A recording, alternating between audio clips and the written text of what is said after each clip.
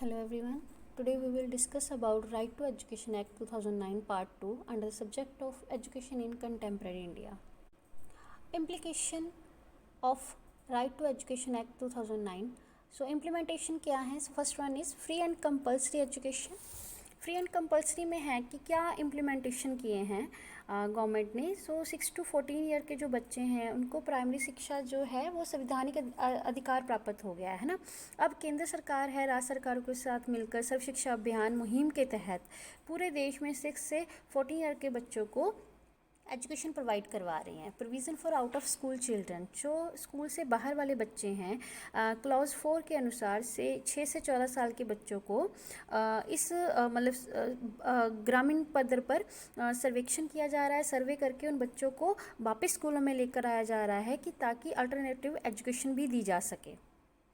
Provision of schools की जो स्कूलों की व्यवस्था करनी, इस एक्ट के तहत केंद्र और राज्य सरकार उन क्षेत्रों में भी स्कूल स्थापित कर रहे हैं जहां पर स्कूल नहीं है, ताकि एजुकेशन को यूनिवर्सलाइज किया जा सके। ट्रांसफ़र टू अदर स्कूल्स कि दूसरे स्कूलों में तबादला, कि इस एक्ट के अनुसार अगर कोई बच्चा एक स्कूल को छोड़कर दूसरे स्कूल में जाना चाहता है तो वो बिना रुकावट उसको सर्टिफिकेट दे दिया जाए, है ना। अपनी मर्जी से वो किसी भी स्कूल में जाकर ट्रांसफ़र कर सकता है। फाइनेंशियल रिस्पॉन्सिबिलिटी, आर्थिक जिम्मेवारी में क्या आ जाता है कि धारा 7 के अनुसार क्लॉज 77 के अनुसार केंद्र और राज्य सरकार मिलकर आर्थिक प्रबंध ये करेंगी। नेक्स्ट इज असाइनिंग रिस्पॉन्सिबिलिटीज़, की जिम्मेवारी सौंपना। सेंट्रल गवर्नमेंट और जो राज्य सरकार है इन दोनों की ये जिम्मेवारी है कि वो लोकल अथॉरिटीज़ को इसके साथ में लेकर जो है एजुकेशन को यूनिवर्सलाइज कर सकें। और नेक्स्ट इज़ कि जो धारा 10 के अनुसार माता पिता की भी जिम्मेवारी है कि बच्चों को प्राइमरी एजुकेशन जो है मुहैया करवाएं। Next is pre school education. जो प्री स्कूल एजुकेशन है तीसरे अध्याय में धारा जो 11 है ना, उसमें बोला गया है कि 3 साल की जो उम्र के बच्चे हैं उनको प्री स्कूल की जो शिक्षा वो देने की व्यवस्था की गई है। Next is prohibition of capitation fees की मनाही की गई है कि जो क्लॉज 13(1) के अनुसार जो है कोई कैपिटेशन फ़ीस नहीं ली जाएगी बच्चों के पेरेंट्स से। और 14(1) के तहत के जन्म मिति जो संबंधी सबूत है उसके लिए भी कोई कैपिटेशन मतलब फ़ीस नहीं ली जाएगी।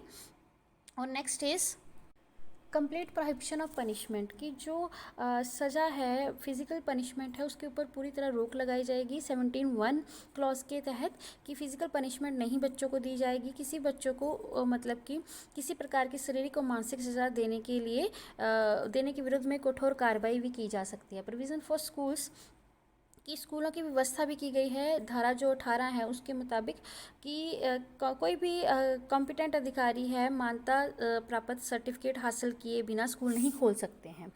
और जो नियम है उनको अगर नहीं मानते हैं कोई स्कूल्स तो उनके स्कूल जो है वो बंद किए जाएंगे। एजुकेशनल कमेटी, जो शिक्षा कमेटी है उसमें बोला गया है कि राइट टू एजुकेशन एक्ट 2009 के अकॉर्डिंग धारा जो 21 है क्लॉज 21(1) के अकॉर्डिंग कि सारे स्कूल मैनेजिंग कमेटियों की स्थापना करेंगे और स्थानिक पद्धति पर जो चुने हुए नुमाइंदे हैं माँ बाप है वो शामिल होंगे। इवन उस कमेटी में लेडीज़ भी हिस्सा लेंगी। Next is provision concerning teachers, जो टीचर्स हैं उनके लिए भी प्रोविज़न है कि क्लॉज 23 के अकॉर्डिंग जो टीचर्स हैं उनकी अपॉइंटमेंट है एबिलिटी है वो सर्विसेज हैं जो है वो निर्धारित की जाएंगी। और टीचर्स के जो मतलब कि नॉन एकेडमिक काम भी हैं उनका भी जो है वर्णन उसमें किया जाएगा। प्रोविज़न हो गई। Next is teacher people ratio, कि अध्यापक विद्यार्थी अनुपात क्या है कि पंजाब गवर्नमेंट की तरफ से शिक्षा विभाग ने जो अनुपात बताया है वो 130 है। इट मीन्स कि 30 स्टूडेंट के पीछे एक टीचर का होना स्कूल में ज़रूरी है एक क्लास में। करिकुलम एंड इवैल्यूएशन में आ जाएगा कि पाठ्यक्रम और मूल्यांकन प्रक्रिया में कि धारा 29(1) के अनुसार प्राइमरी शिक्षा का मूल्यांकन और मूल्यांकन प्रक्रिया सरकार के नोटिफिकेशन के ज़रिए अकादमिक अथॉरिटी निश्चित करेगी।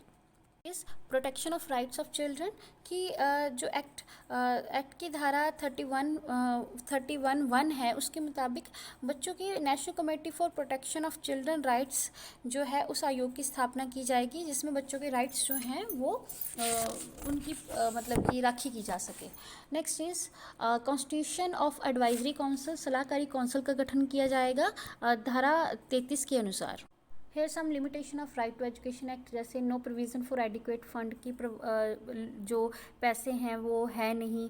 कई बच्चे हैं जो अब भी 160 मिलियन बच्चे हैं जो अब भी एजुकेशन के से बाहर हैं। एक्सकल्शन ऑफ चिल्ड्रन बिलो 6 ईयर, जो 6 साल से छोटे बच्चे हैं उनको इस धारा में लेकर ही नहीं आया गया, उनकी एजुकेशन का क्या। डिनाइल ऑफ सेकेंडरी एजुकेशन, जो सेकेंडरी एजुकेशन है उसको मतलब कि डिनाई किया गया है। सेकेंडरी एजुकेशन के बारे में बात नहीं की गई है। No provision for betterment of primary teachers, primary teacher की बेटरमेंट के लिए कोई बात नहीं की गई है।